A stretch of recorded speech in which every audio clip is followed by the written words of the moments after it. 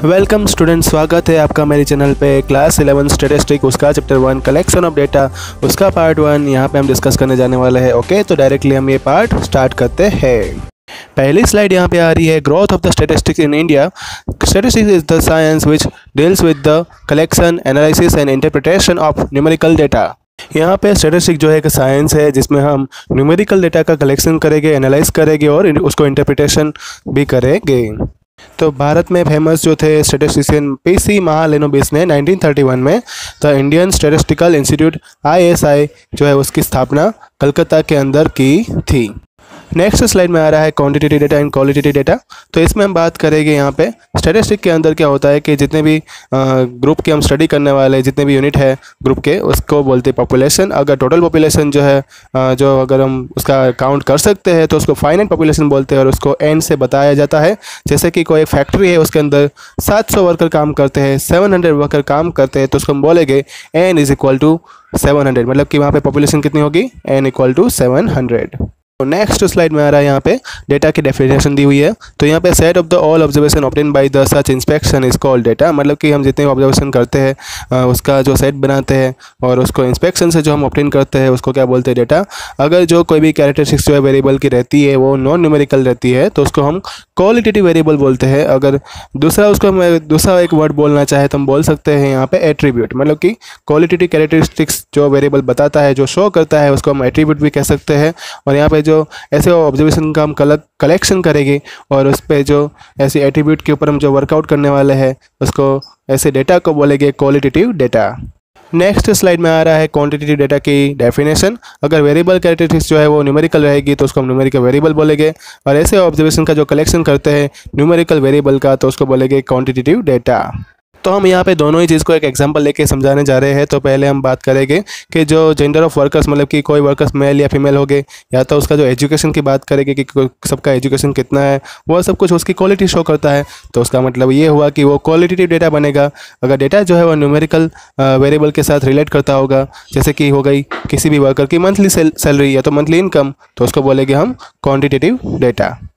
Next slide में आ रहा है प्राइमरी डेटा। तो जब कोई डेटा जो है वो इन्वेस्टिगेटर या कोई भी एक ऑथोराइज एजेंसी जो है उसके द्वारा फर्स्ट टाइम कलेक्ट कर दिया जाता है तो उसको बोलते हैं प्राइमरी डेटा। यहाँ पे एग्जांपल की बात करें तो जब डेटा जो है वो NSSO के द्वारा जो रजिस्टर होता है या तो फिर डेथ रेट बर्थ रेट का जो डेटा होता है उसकी बात करें तो ये सब कुछ जो है किस में आता है, प्राइमरी डेटा में आता है। नेक्स्ट स्लाइड में आ रहा है सेकेंडरी डेटा। तो यहाँ पे इन्वेस्टिगेटर या एजेंसी जो रहती है वो डेटा जो है वो यूज़ करती है जो ऑलरेडी दूसरी एजेंसी या इन्वेस्टिगेटर ने उसको कलेक्ट कर लिया है और बाद में फिर से वो यूज़ करी तो वो डेटा सेकेंडरी डेटा है, वो कहलाता है।